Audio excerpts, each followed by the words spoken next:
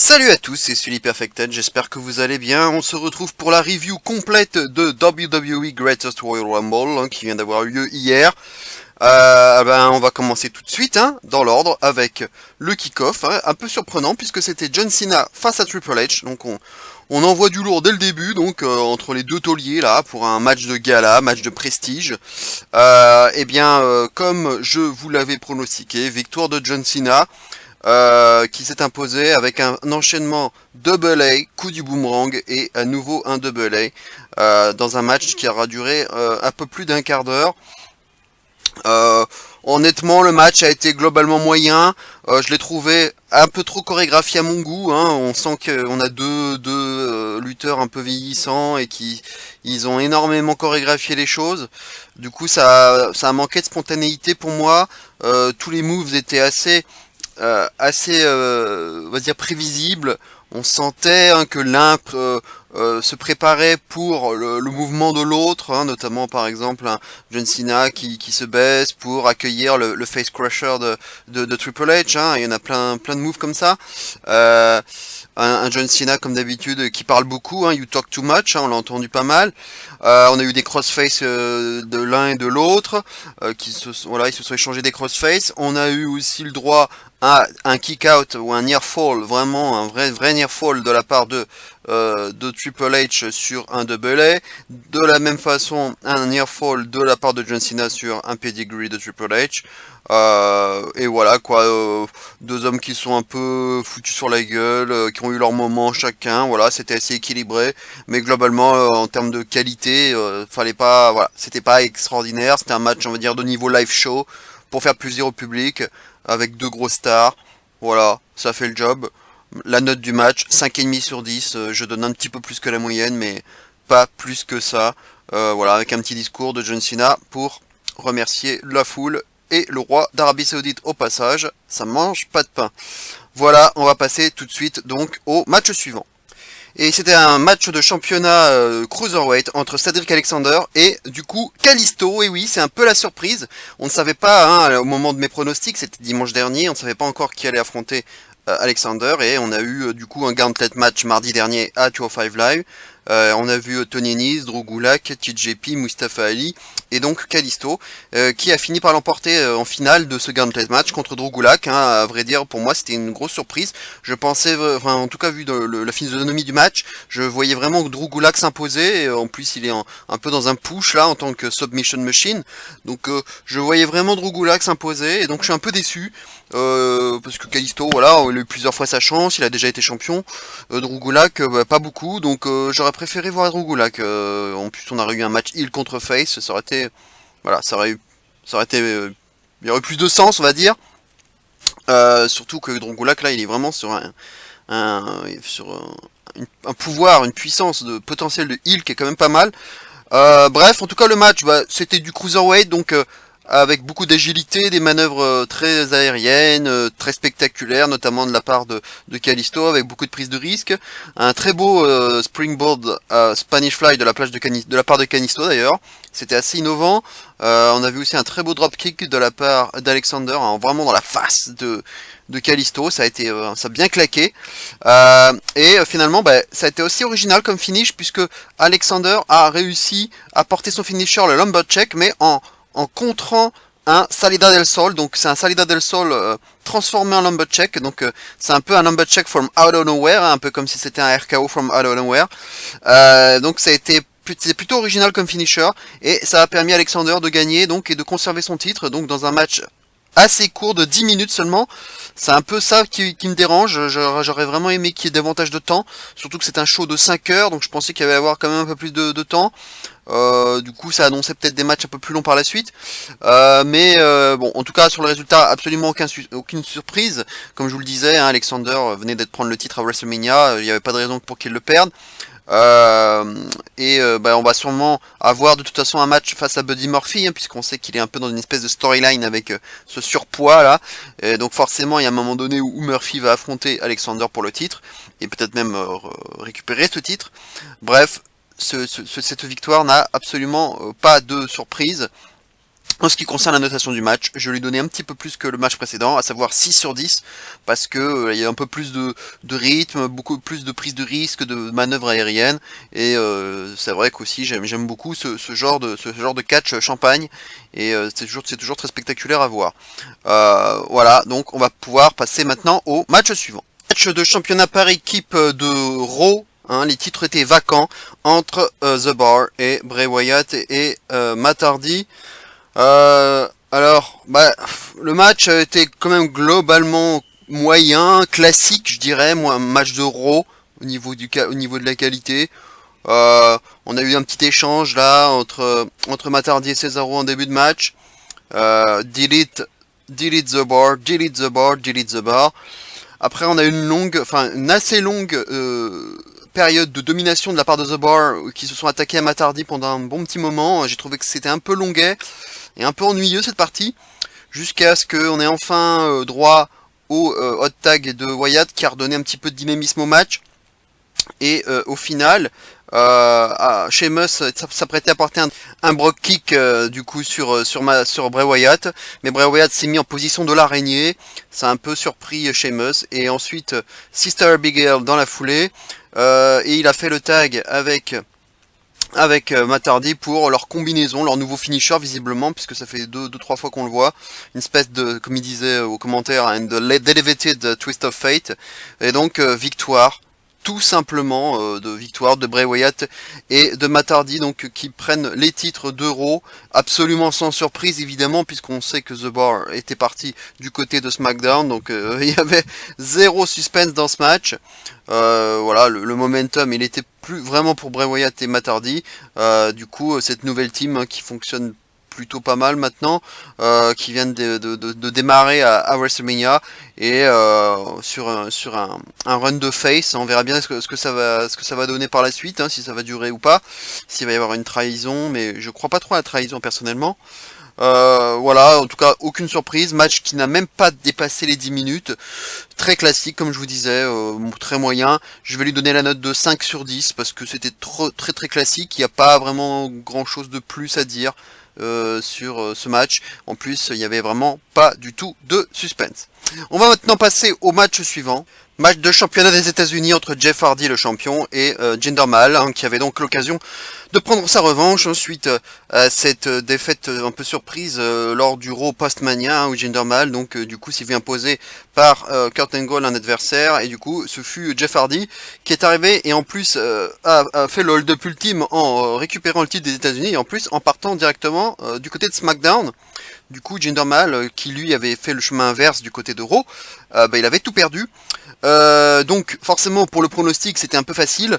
Jeff Hardy était quasiment assuré de conserver son titre, hein, puisqu'il était parti du côté de SmackDown avec le titre US, donc ça aurait été très bizarre que le titre change à nouveau demain, et c'est ce qui est arrivé. Donc conservation du titre par Jeff Hardy suite à une Senton Bomb, hein, une fin classique, une Senton Bomb consécutive à un Twist of Fate. Dans un match de seulement 6 minutes, 6 petites minutes, d'un assez pauvre niveau, j'en m'en doutais, hein, je voyais pas grand chose, je m'attendais pas à grand chose dans ce match, surtout avec Mahal. On a eu un petit moment rigolo d'ailleurs, où on a vu une tentative de Whisper in the Wind de la part de Jeff Hardy, mais ratée, et mais bizarrement en fait Mahal esquive et se permet quand même de tomber de lui-même, hein, de faire une petite chute sur le dos. J'ai l'impression qu'en fait le Twist of Fate était prévu pour aboutir véritablement, mais du coup il a fait quand même, vu qu'il a dû faire une esquive, je pense involontaire on va dire, par erreur, du coup il a quand même joué le jeu et il a quand même tombé de lui-même. C'était un petit moment, un gros botch, mais bien rigolo. Mais en ce qui concerne le match, voilà, avec une petite intervention de Sunil Singh, avec une tentative de Kalash mais qui n'a pas réussi. Voilà, un match très court, donc d'un pauvre niveau. Vraiment pour l'instant le pire match de la soirée pour le moment. Et puis de toute façon Randy Orton, on sent qu'il va affronter Jeff Hardy. Là ça commence à monter en puissance, je pense, entre les deux, peut-être même pour Backlash. Et j'en oubliais ma note, hein. Seulement 3,5 sur 10, hein, je suis sévère, mais c'est la réalité, c'était pas terrible. Match de championnat par équipe de SmackDown entre les champions, les Bludgeon Brothers, et les challengers, les Usos. Et bien là, on a encore réussi à faire mieux en termes de durée, puisqu'on a juste fait un petit match de 5 minutes. Là, on a fait encore plus court. Pas trop surprenant non plus, puisque ce sont les Bludgeon Brothers, et qu'en général avec eux, c'est plutôt de la destruction et des matchs assez courts. Hein, c'est ce qu'on a eu pratiquement tout le temps avec eux. Et voilà, ça n'a pas dérogé à la règle. Donc victoire des Bludgeon Brothers en 5 minutes. Hein, les Usos y ont cru, hein, avec notamment un splash de la 3ème corde, mais Luke Harper s'est dégagé. Et puis finalement, ils sont revenus derrière les Bludgeon Brothers. Ils ont attaqué les Usos à l'extérieur. Et puis ils ont terminé le travail avec cette sorte de power bomb portée à deux, hein, avec une combinaison. Enfin, pas un squash, mais pas loin en tout cas, 5 minutes. Victoire donc des Bludgeon Brothers sans surprise, qui conservent leur titre, hein, qui venaient d'acquérir à WrestleMania, donc ce n'est pas une surprise. Ils sont vraiment sur un gros push là de démolisseurs, donc c'était normal. Et puis les Usos, voilà, à un moment donné, faut qu'ils arrêtent, il faut qu'ils laissent un peu la place aux autres. Et puis il y a cette espèce de storyline un peu bizarre avec Naomi là qui s'est intégrée à la storyline. On l'a vu notamment à SmackDown. On l'avait déjà vu une première fois où elle était intervenue en dans un après-match pour éviter que les Bludgeon Brothers ne s'attaquent davantage à son mari, à Jimmy. Et on l'a vu dans le dernier SmackDown où Naomi est entrée dans un match en solo, hein, où il y avait son mari Jimmy qui affrontait Eric Rowan, et elle est entrée en plein match. Et ça a déstabilisé du coup Rowan, et du coup Jimmy en a profité pour s'imposer. Donc j'ai l'impression qu'ils sont partis sur une storyline du genre ouais, t'as vu quand même que je te suis utile quand même, hein, t'as vu, je t'ai protégé la dernière fois et là grâce à moi t'as gagné un match. Du coup voilà, il faut pas me sous-estimer en gros. Donc je sais pas trop ce qu'ils veulent faire, s'ils veulent mettre un peu de zizanie au sein du couple. C'est très très étrange d'avoir introduit Naomi dans l'histoire. Et puis là, ils peuvent encore continuer à le faire, hein, puisque du coup, les Usos perdent en 5 minutes, évidemment, sans la présence de Naomi. Et du coup, elle va peut-être pouvoir à nouveau rebondir là-dessus en disant, bah voilà, t'as vu, hein, quand je suis pas là, ce que ça donne comme résultat. Voilà, je vois à peu près les choses comme ça, mais je comprends pas trop l'intérêt de cette histoire. Donc, la note 4,5 sur 10 pour un match très banal, court. Et voilà, bah c'est de la démolition, c'est les Bludgeon Brothers en même temps. Allez, maintenant on va passer à la suite. Match de championnat intercontinental, ladder match entre Seth Rollins le champion, Finn Balor, Samoa Joe et le Miz. Donc on est resté à 4, hein, puisque comme je vous disais dans ma vidéo pronostic, on avait entendu parler de Bobby Lashley. C'est vrai que ça aurait été possible, hein, puisque 4 dans un ladder match, c'est pas tant que ça. On a déjà eu bien plus que ça dans le passé. Mais ils en sont finalement bien restés à 4. Un match qui aura duré à peu près un quart d'heure, avec quand même pas mal de beaux moves, évidemment pas mal d'utilisation des échelles, ça paraissait logique, et on a vu quand même chaque homme plutôt bien mis en valeur. Il y a plutôt un bon découpage. Samoa Joe toujours en bulldozer, Rollins et Balor toujours aussi virevoltant. The Miz qui a proposé une petite alliance avec Samoa Joe, ça n'aura évidemment pas fonctionné. Voilà, Samoa Joe qui a utilisé pas mal les échelles, Finn Balor aussi. Et ça aurait été vraiment un match divertissant, j'ai envie de dire. D'une durée très correcte, donc d'un quart d'heure. Et alors le finish, c'est quand même quelque chose de mémoire. J'avais jamais vu ce genre de finish dans un ladder match, donc c'est quand même plutôt bien d'avoir quelque chose comme ça. On voit Balor, hein, qui était seul, qui s'est débarrassé de Samoa Joe et qui monte l'échelle, mais il est trop court, il tend le bras, et là on a vu Rollins arriver from out of nowhere, là, qui cède des cordes comme d'un tremplin pour arriver directement sur l'échelle et pour damer le pion à Balor et récupérer la ceinture et retomber avec dans les mains.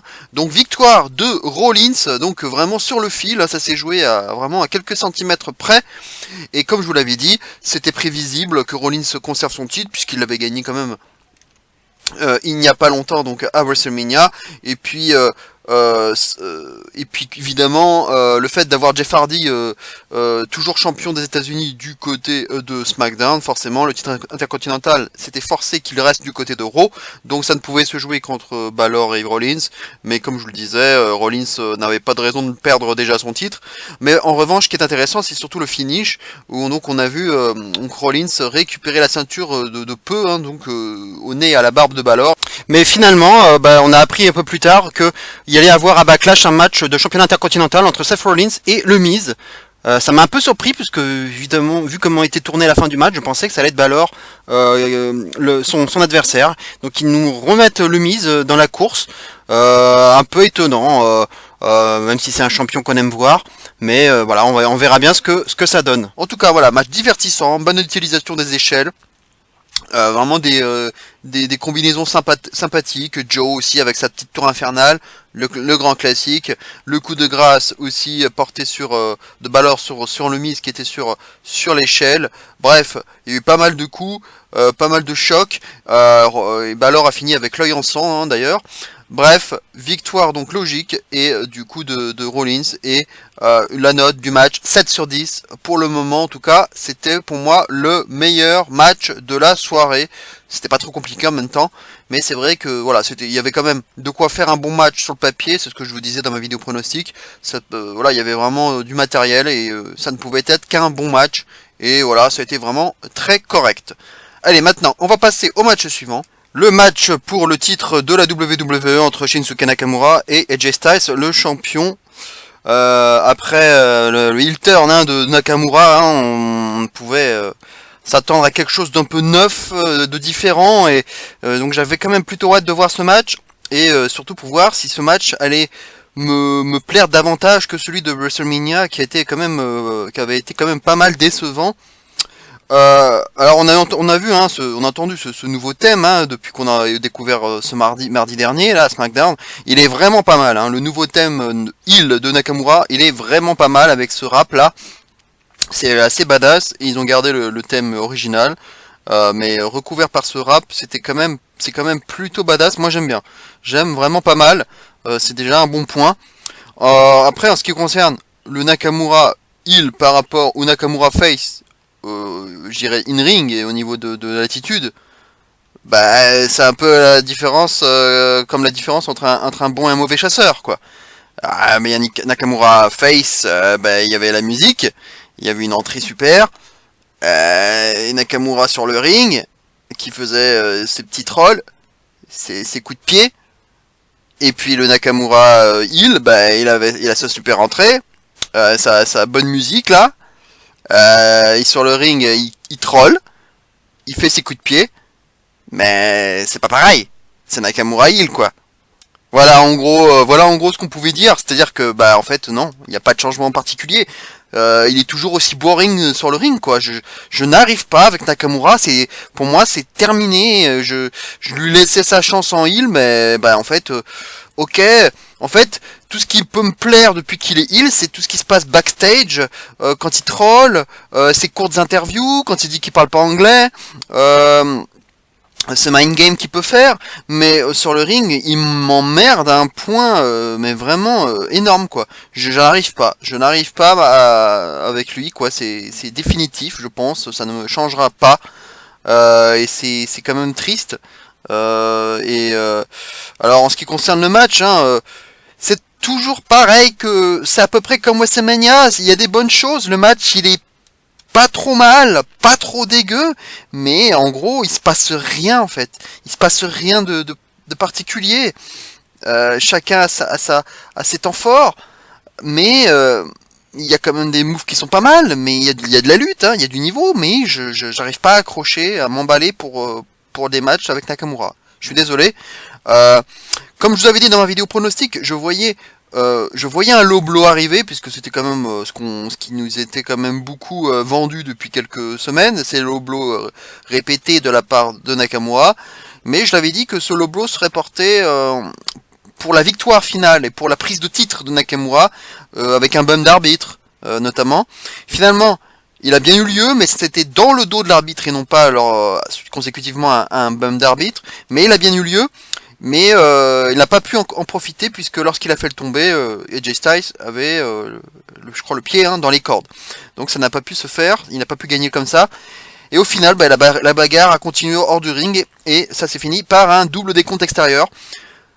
C'est, on va dire, pas si étonnant que ça puisque, comme je vous disais, moi je donnais plutôt la victoire de Nakamura pour une première petite surprise, mais je voyais pas Nakamura perdre, parce que si Nakamura perdait le match clean, ça cassait directement son heel turn, et puis sachant que Styles avait déjà battu Nakamura clean à WrestleMania, perdre 2 fois de suite là, ça aurait été quand même très compliqué pour la suite de la feud. Donc ils auraient pu soit faire gagner Nakamura pour un rematch à Backlash par exemple, ou soit faire effectivement une fin, on va dire un match nul, oui, un no contest comme ça. C'est pas plus mal. Ça va évidemment prolonger la rivalité et puis je vois bien encore un match numéro 3 à Backlash, on semble se diriger vers ça, et possiblement un match avec une stipu, puisque suite à un double count out, peut-être que ça va entraîner ça, et puis en plus avec les low blows de Nakamura, ça va peut-être du coup être autorisé. Donc je vois bien un match comme ça avec une stipulation à venir entre les deux hommes, peut-être donc pour la troisième et peut-être dernier match entre les deux dans cette feud. En ce qui concerne la note du match, je lui donne la note de 5,5 sur 10. C'est encore un match correct, mais sans plus. Je n'arrive vraiment pas à rentrer dans les matchs de Nakamura. C'est définitif et voilà, ça n'engage que moi. Allez, on va passer maintenant au match suivant. The Dead Man. L'Undertaker contre Rusev dans un casquette match avec une entrée de Taker qui aura pris au moins 3 quarts d'heure, au bas mot.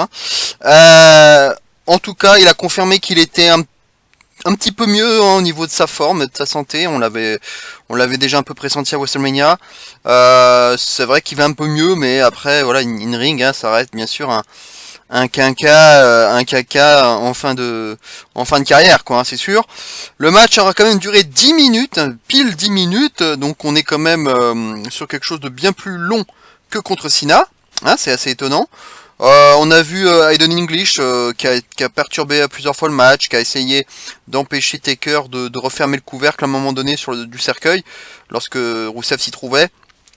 Du coup, il a un peu distrait Taker, mais il le paiera un peu plus tard en fin de match. Taker s'est pris quand même une accolade, mais l'accolade n'était pas très bien portée. Il n'arrivait pas véritablement à tordre le cou, enfin tirer le cou de Taker vers lui, Rusev, et du coup elle n'était pas très bien portée. Cela étant, Taker a quand même vendu cette prise et est resté au sol inanimé, et puis bien sûr il s'est relevé façon Taker, et puis finalement Rusev a pris un chokeslam, a fini dans le cercueil, et Aiden English est alors intervenu une nouvelle fois, mais bien mal lui en a pris puisqu'il s'est pris un Tombstone Piledriver et a terminé également dans le cercueil, et cette fois-ci le cercueil a été refermé. Victoire de Taker, absolument logique, il est imprenable dans ce style de match, c'est vraiment sa maison, il y avait pas de suspense par rapport à ça. En ce qui concerne le match, c'était vraiment pas terrible, voilà, c'est Taker, quoi, Maintenant, on verra plus jamais de grands matchs de Taker, c'est sûr et certain. Ça fera plaisir au public de le voir, mais voilà. Mais il y a toujours il y a toujours le charisme, il y a toujours l'entrée et tout l'environnement qui est autour. Mais pour moi, c'est fini Taker depuis un bon moment. J'espère que ça va bientôt s'arrêter. Peut-être il va attendre les Survivor Series, là où tout a commencé pour lui. Peut-être que ça va être ça, son dernier match. J'attends de voir ça, mais j'espère que ça va être sa dernière année, puis qu'on le verra peut-être déjà au Hall of Fame dès 2019. Voilà, donc le match 5 sur 10, voilà, match vraiment pas foufou, voilà, avec un Rusev qui aura quand même eu sa récompense avec ce match face à Taker, match de prestige. On sait qu'il est en pleine overness avec ce Rusev Day là.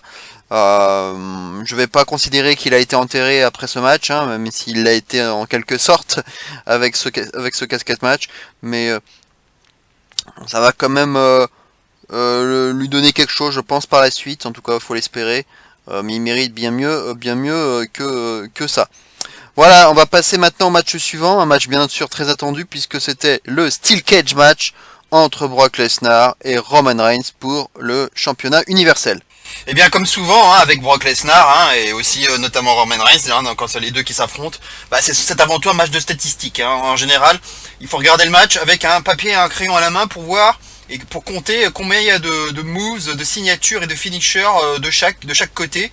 Et au final, ça aura fait 4 German suplex, 2 F5 et 4 spears. Voilà un peu comment on peut résumer le match, un 4-2-4 finalement. Puisque le reste c'était quand même du classique, des Superman Punch comme s'il en pleuvait, du bourrinage, Paul Heyman qui est un petit peu intervenu aussi puisque Roman Reigns a demandé à ouvrir la porte et sauf que Paul Heyman est arrivé et a refermé la porte sur la gueule de Reigns et du coup Reigns est retourné sur le ring. Il a même glissé Paul Heyman une chaise au passage dans le ring pour que Lesnar l'utilise. Après, il y a eu une tentative, alors c'est ça qui m'a fait rire, en début de match, il y a eu une tentative de sortie de cage de la part de Lesnar, mais qui était un petit peu pénible, un peu lente, et c'est là que je me dis qu'à chaque fois, les matchs de cage sont souvent complètement incohérents. Tu vois ton adversaire qui est complètement en train de galérer à monter la cage, mais pourquoi est-ce que de ton côté tu n'essayes pas de t'enfuir par la porte? Ça prendrait 10 secondes, même pas 10 secondes, et l'autre il est en train de galérer comme un bâtard. Honnêtement, est-ce que vous trouvez pas ça débile? Bref, passons, c'est vraiment, je trouve n'importe quoi. Alors, le fait du match, c'est quand même la fin, où Roman Reigns a le dessus, il prend son élan, il commence à préparer son spear avec les ouh ah, et là il fonce dans le tas, et là il détruit tout, un gros spear, il défonce la cage, et les deux hommes finissent à l'extérieur, la cloche sonne, et qu'est-ce qu'on annonce? On annonce que Brock Lesnar conserve son titre. Bon, c'est un peu étonnant, on se demande mais pourquoi? Est-ce que c'est parce qu'il y a match nul, du coup? Et alors en fait, on regarde le ralenti, et qu'est-ce qui se passe? On se rend compte que, Lesnar, il atterrit au sol, mais avec la cage qui le protège. Donc en fait, il retombe avec la cage sur le dos, mais les pieds restent embourbés, on va dire, reposent sur la cage. Tandis que Roman Reigns, lui, il est sur le côté et il met les pieds à l'extérieur. Et c'est ce qu'a très bien rappelé Michael Cole. C'est le règlement du Steel Cage match, c'est que pour l'emporter, il faut que les deux pieds touchent le sol. Il faut bien que les deux pieds touchent le sol. Or, si on regarde le ralenti, il est clair, net et précis, il n'y a absolument pas de débat possible. Roman Reigns aurait dû gagner. Puisque finalement, Lesnar est, on va dire, empêché par la cage, puisque les pieds sont sur la cage et non pas au sol. Donc, franchement, honnêtement, et ils ont vraiment merdé sur ce coup-là. Le WWE a merdé. Et si c'était véritablement les plans, s'ils avaient vraiment prévu ce spot de la cage qui se défonce avec Lesnar qui retombe dessus, c'est complètement débile de faire ça, puisque ce n'est pas du tout les règles. Reigns a clairement gagné.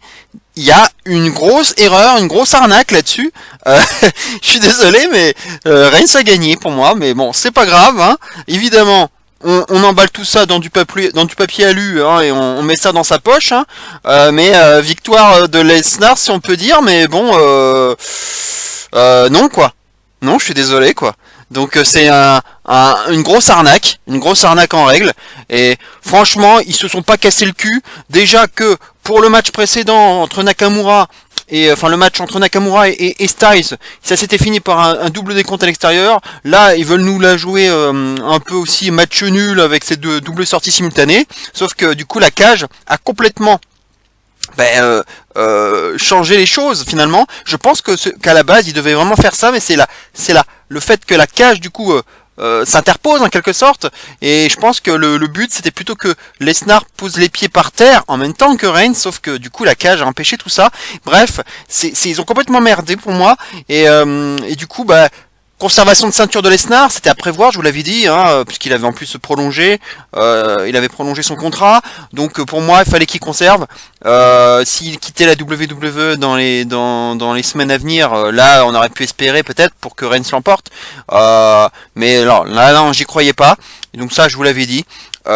Du coup, franchement, je suis très très surpris, en tout cas par ce finish bizarre, très très bizarre. Et puis ils auraient pu trouver autre chose que c'était un peu copier-coller du coup de l'autre match avec le coup du match nul quoi, en gros d'un partout balle au centre. Ils auraient pu le faire autrement. Mais du coup dans un match où il n'y a pas de disqualification, c'est un peu difficile de faire autrement, c'est ça le problème aussi. Bref, ils se sont pas trop foulés. Du coup, je sais pas si Lesnar sera à Backlash en plus. Donc a priori, on est parti pour avoir on a Joe Reigns qui doivent s'affronter à Backlash. Donc je pense que Lesnar ne sera pas là et qu'il n'y aura pas de match pour le championnat universel. A priori, sauf présence de Lesnar, mais pour l'instant, je ne crois pas qu'il soit prévu. Bref, pour le match, 5,5 sur 10, j'arrive pas, non, je suis pas, c'est pas parce que tu me mets une cage et deux mecs bourrins que je vais m'enthousiasmer quoi. Non, c'est pas du catch, c'est pas du grand catch.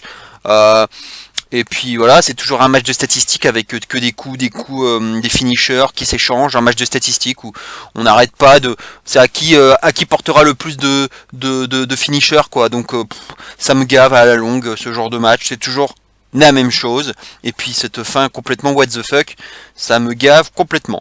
Bref, voilà tout ce qu'on pouvait dire sur ce match qui finalement, qu'on peut dire qu'il n'y a pas eu de changement de ceinture du coup durant tout le show, il faut le dire tout de suite, puisque à part les ceintures vacantes bien entendu, qui ont été récupérées par Hardy Wyatt, il n'y a pas eu de changement de ceinture, donc finalement ça a été un vulgaire live show à ce niveau-là, on peut dire, avec jamais de surprise à l'arrivée. Allez, maintenant on va passer au main event, le gros morceau, la bataille royale de 50 hommes. C'est une grande première. Alors on va essayer de résumer les choses le plus vite possible, mais ça va pas être évident. On va essayer d'être méthodique. En numéro 1, on avait donc Daniel Bryan qui envoie donc du lourd dès le début, alors que c'était l'un déjà des favoris. En deuxième, on a Dolph Ziggler. Ensuite, on a Sin Cara en numéro 3, qui est tout de suite éliminé, enfin en tout cas quelques secondes plus tard, par Dolph Ziggler lui-même. Curtis Axel en numéro 4. Mark Henry, le Hall of Famer, en numéro 5, qui élimine Curtis Axel. Mike Kanellis en numéro 6, qui est éliminé par Mark Henry. D'ailleurs, peut-être un record, mais je crois pas. Je pense que Santino Marella a été éliminé plus rapidement que Kanellis. Je pense qu'on était plus dans les eaux de Warlord à l'époque, à mon avis, pour Kanellis. En numéro 7, un inconnu, Hiroki Sumi, un Sumotori qui fait tout de suite face à Mark Henry, et qui est tout de suite éliminé d'ailleurs par Henry, et lui-même Henry éliminé derrière par le duo Ziggler et Bryan. Ensuite, on a Victor en numéro 8 de The Ascension, qui est éliminé par Daniel Bryan. En numéro 9, Kofi Kingston, l'un des grands spécialistes du Rumble. En numéro 10, Tai, et non, pas 10, cette fois-ci, c'est pas Tai le 10, c'est Tony Nese, et cette fois-ci, ils ont un peu changé quand même. Fallait pas toujours nous la faire. En numéro 11, Dash Wilder. En numéro 12, Hans Vogel, ça faisait longtemps qu'on l'avait pas vu. Et il élimine quand même tout de suite en arrivant Dash Wilder. Mais malheureusement pour lui, il est éliminé derrière par Tony Nese. En numéro 13, Primo Colon, qui botche d'ailleurs directement son springboard, probablement un springboard moonsault, mais qui glisse complètement. En numéro 14, Xavier Woods, qui pour son fameux sauvetage, pour Kofi Kingston, du coup il sauve Kofi sur ses épaules. Et puis Tony Nese est éliminé par le duo justement Kofi Woods, donc Woods qui aura permis donc à Kofi de se maintenir. Ensuite en numéro 15, Bo Dallas. En numéro 16, Kurt Angle, qui d'ailleurs fait une belle moisson en éliminant Dallas, Primo et Ziggler, d'une belle belly to belly. En numéro 17, Scott Dawson. En numéro 18, Goldust. En numéro 19, Connor. En numéro 20, Elias, qui nous fait son petit concert. Et là, à ce moment-là, il voit une petite ouverture et tout de suite, il rentre vite dans le ring et élimine carrément 3 hommes d'un coup, Kofi Kingston, Xavier Woods et Connor. Hein, il a bien vu l'ouverture, c'était malin de sa part. En numéro 21, Luke Gallows qui élimine Luke Gallows pardon. Elias à ce moment-là élimine Kurt Angle, hein, c'est quand même pas rien. En numéro 22, Rhino. En numéro 23, Drew Gulak, et oui, Drew Gulak que j'aurais aimé voir dans le match Cruiserweight comme je vous disais tout à l'heure. En numéro 24, une petite surprise avec Tucker Knight, hein, de Heavy Machinery pour représenter NXT, et il élimine tout de suite Drew Gulak, enfin un petit peu plus tard Drew Gulak. En numéro 25, Bobby Roode qui élimine Goldust puis Scott Dawson. En numéro 26, Fandango. En numéro 27, Chad Gable. En numéro 28, Rey Mysterio pour la bonne petite pop, hein, avec, qui arborait des couleurs vertes et blanches, hein, bien entendu, avec des inscriptions en arabe pour bien sûr le public saoudien. Et il élimine Luke Gallows. En numéro 29, Mojo Rawley qui élimine Fandango. En numéro 30, justement Tyler Breeze, son coéquipier, donc Fandango d'ailleurs le croise au passage, lui dit allez vas-y, sauf que Breeze est éliminé par Mojo Rawley, alors que Breeze avait d'abord été sorti par Mojo et était tombé dans les bras de Fandango, donc il était remis dans le ring, mais Mojo n'a fait que le repousser, mais cette fois-ci Fandango ne l'a pas aidé, il l'a laissé tomber comme une merde. En numéro 31, Biggie qui élimine Tucker Knight, hein, après plusieurs lancers de pancakes, hein, un peu ridicule d'ailleurs, et un big ending juste après. En numéro 32, Carl Anderson. En numéro 33, Apollo Crews qui élimine Chad Gable. En numéro 34, Roderick Strong, hein, un petit peu pour représenter encore plus la NXT, en plus avec la musique de l'Undisputed Era, et Roderick Strong élimine Rhino. Au numéro 35, sous une bonne pop, Randy Orton qui porte un RKO vraiment très très proche de celui qu'il avait porté à Evan Bourne il y a quelques années sur Apollo Crews, et ensuite il élimine Carl Anderson, Mojo Rawley et Apollo Crews, excusez du peu. En numéro 36, Heath Slater. En numéro 37, Babatunde, ce géant africain là, qui venu de la NXT qu'on n'a pas encore vu, hein, mais qui promet, paraît-il, beaucoup. J'espère qu'on le verra davantage à l'avenir. En numéro 38, Baron Corbin, qui élimine Roderick Strong et Bobby Roode, hein, quand même. En numéro 39, Titus O'Neil, avec, alors là, le botch de l'année. Si vous l'avez pas vu, le botch de l'année, j'ai hurlé de rire. On se demandait ce qui s'était passé, il a couru vers le ring, et puis il disparaît, on le retrouve sous le ring, et on ne comprend pas ce qui s'est passé, et en fait on a revu le ralenti, il s'est complètement vautré et il nous a fait un plongeon directement sous le ring. C'était exceptionnel. Ah, je vous recommande ces images. Moi je crois que ça va faire le tour du monde, et on peut faire des mèmes, on peut faire vraiment des gifs, on peut faire vraiment tout ce qu'on veut, mais ce plongeon de Titus O'Neil, c'est vraiment le botch de l'année, peut-être même de la décennie. Franchement, merci Titus, tu nous as régalé. En numéro 40, Dan Mata, que je n'avais pas revu sur un ring depuis ce fameux enterrement par Samoa Joe, hein, alors qu'il était annoncé comme un colosse. Là, il avait une vignette à l'époque à l'NXT, et puis il s'était fait détruire par Samoa Joe. Ça remonte à longtemps, donc ça faisait plaisir de le revoir. En numéro 41, Braun Strowman, donc le grand favori, qui élimine Babatunde, Dan Mata au calme, les deux géants, puis Biggie et Heath Slater. Déjà 4 éliminations d'un coup pour Braun. En numéro 42, 10, et non, 42, Tye Dillinger en numéro 42, oui, ça n'a pas beaucoup de sens, mais c'est quand même un bon numéro pour lui. En ce moment-là, Braun élimine Titus O'Neil et justement Tye Dillinger, donc il n'aura pas tenu bien longtemps. Baron Corbin élimine Rey Mysterio, et oui, Baron Corbin élimine Rey Mysterio, c'est triste. Randy Orton élimine Baron Corbin à son tour, et Elias élimine Randy Orton. Donc là c'était une succession d'éliminations. En numéro 43, Kurt Hawkins, qui préfère fuir, puisqu'il n'y avait plus que Braun là qui était seul sur le ring. Il fuit alors, et donc Braun le rattrape et finalement l'élimine par la suite. À ce moment-là, il ne reste plus en course que Braun Strowman, Elias et Daniel Bryan, qui est d'ailleurs très très marqué au niveau de sa poitrine. Il est complètement rouge, c'est vraiment impressionnant. En numéro 44, Bobby Lashley, qui élimine d'ailleurs Elias. Et du coup, Bryan se retrouve seul à seul avec Lashley et Braun. Ça va pas être facile pour lui à ce moment-là, on peut se le dire. En numéro 45, il était annoncé le grand retour du Great Khali, qu'on n'avait pas revu depuis ce fameux Battleground et ce Punjabi Prison Match qu'on a tous adoré. Finalement, quelques secondes plus tard, il est éliminé par le duo Bobby Lashley et Braun Strowman, qui d'ailleurs enregistre à ce moment-là sa huitième élimination. En numéro 46, Kevin Owens. En numéro 47, Shane McMahon. En numéro 48, Shelton Benjamin. En numéro 49, Big Cass. Forcément, Big Cass est attendu par Daniel Bryan, évidemment il y a déjà des comptes à régler, donc ils se battent entre eux, et pendant ce temps-là il y a quand même Shane qui nous gratifie d'un coast to coast sur Braun Strowman, c'est quand même pas mal.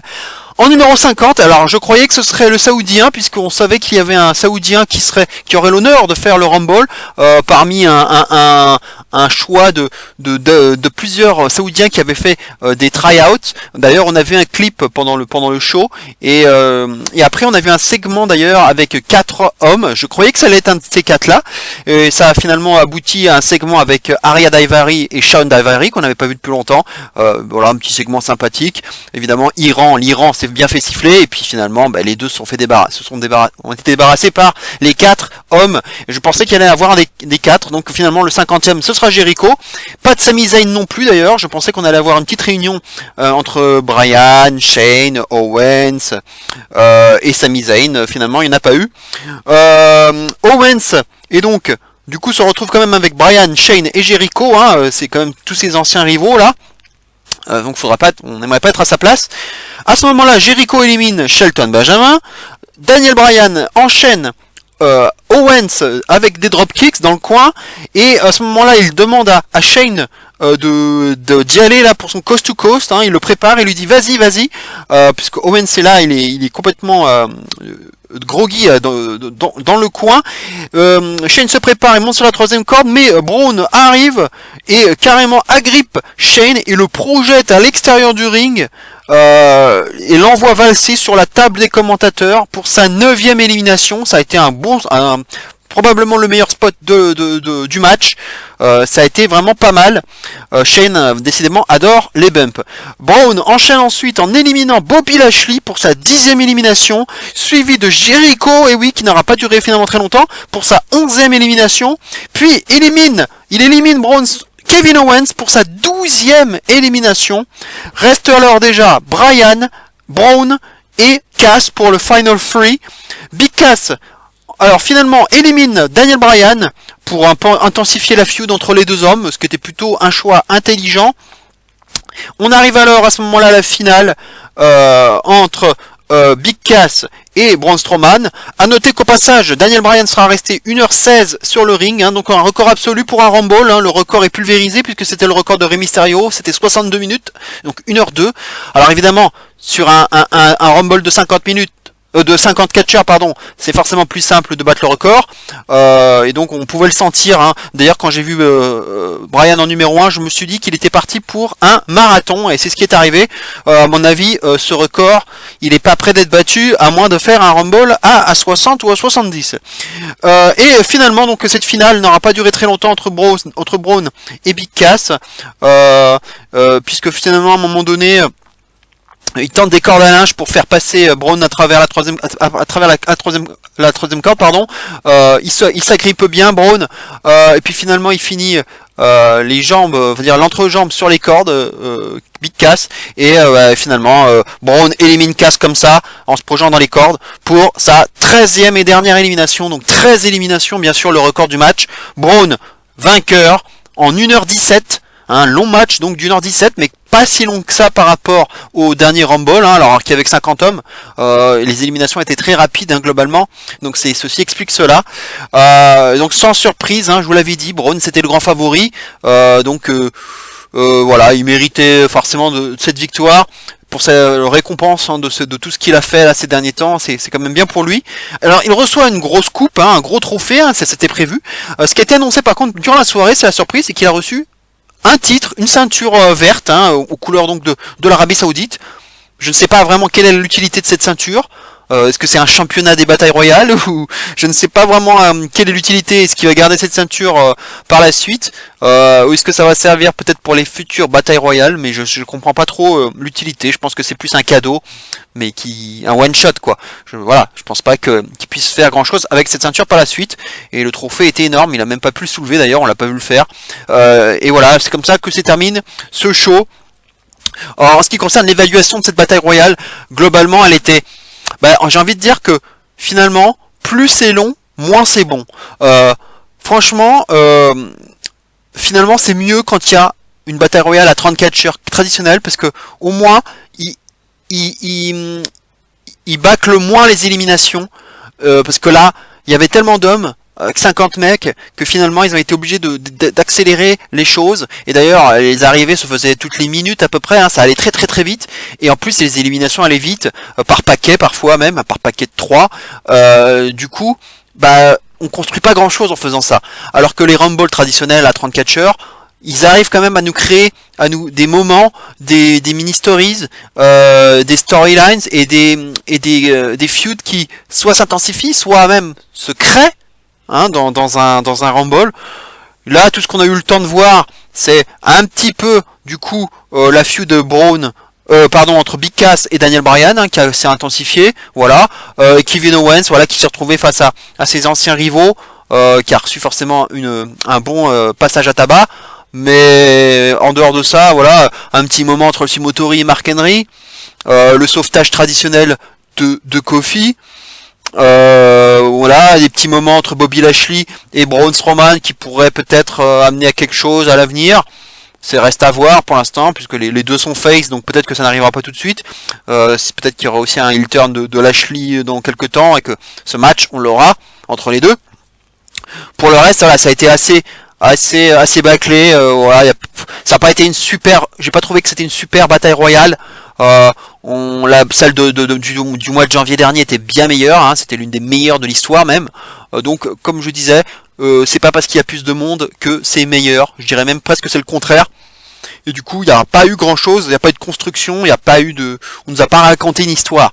Moi j'aime bien quand un Rumble raconte une histoire, quand il y a plein de petites histoires dans un Rumble, et là il y a pas eu grand chose, ils ont fait 2-3 petites choses, mais c'était pas foufou, voilà, donc c'était moyennasse, donc je ne donnerai que la note de 5,5 sur 10 à cette bataille royale. Et oui, je suis un peu sévère, mais voilà, c'était bâclé pour moi. Voilà ce qu'on peut dire donc sur ce Greatest Royal Rumble. Au final, ma note, elle sera de 6 sur 10 pour ce show, qui aura été finalement un show très classique, mais un live show, j'ai envie de dire, où aucune ceinture n'a changé de main, c'est à noter. Donc il y a eu que les ceintures vacantes qui ont été récupérées par Hardy et Wyatt, mais sinon ceux qui détentaient une ceinture ne l'ont pas perdue. Donc finalement aucune surprise, je m'attendais à ce qu'ils en fassent quand même une ou deux. Bon, finalement dans mes pronostics j'aurais eu bon partout, si ce n'est le double décompte à l'extérieur entre Nakamura et Styles, et puis Lesnar Reigns, hein, qui se termine bizarrement, mais il y a bien eu la conservation du titre par Lesnar, ça je vous l'avais dit, et donc la victoire de Braun dans le Rumble, je vous l'avais dit aussi, et sinon tout le reste je vous l'avais pronostiqué, hein, il n'y a pas eu de surprise finalement. Voilà, c'est dommage quand même de ne pas avoir réservé quelque chose. Voilà, c'était un show, certes pas un vrai pay-per-view de la WWE, mais c'était quand même un show quand même particulier, dans un grand stade, avec plein de titres en jeu, donc ils auraient peut-être pu faire quelque chose, mais bon, ils ne l'ont pas fait. En ce qui concerne les matchs, ils n'étaient pas fameux, hein. Globalement ils n'étaient pas fameux. Finalement le meilleur match aurait été le championnat intercontinental, le ladder match, qui aurait été... Je lui avais donné un 7 sur 10, ça aurait été le meilleur match pour moi, mais il n'aura pas été non plus exceptionnel, hein, c'est pas le meilleur ladder match qu'on ait vu, hein, comparé à par exemple au titre nord-américain de la NXT. Alors là c'est la jour et la nuit, hein, comparé, hein. Donc voilà, c'est pas un grand match de l'échelle, c'était très correct, un match de niveau pay-per-view, j'ai envie de dire, c'était peut-être même le seul match de niveau pay-per-view de la soirée, ce match intercontinental. Pour le reste c'est du classique, des matchs courts, avec pas grand chose finalement dedans, c'était assez vide. Finalement, le public il était assez sage, j'ai envie de dire, bien éduqué, je dirais. un peu comme les Japonais qui sont très respectueux. Là aussi, disons qu'ils huaient quand c'était des heels, ils acclamaient quand c'était des faces, mais sinon il y a eu quand même beaucoup de moments de plat, de calme, où ils ne réagissaient pas. Même durant les promos, quand on a vu l'interview de Bryan, de Jericho, il n'y a eu aucune réaction. On entendait juste le bruit de la foule qui parlait, on va dire, mais il n'y avait pas de cris, de gémissements ou de je ne sais quoi. On sentait que c'était plat. Donc le public, il était pas toujours au rendez-vous. Il a popé parfois, il a popé pour Braun évidemment, pour Randy Orton, pour Rey Mysterio. Il a aimé évidemment le segment avec les 4 Saoudiens. Ils ont bien hué les 2 Iraniens, les 2 Daivari, les frères. Voilà, il a réagi quand même plusieurs fois, mais globalement, je trouvais qu'il était assez sage.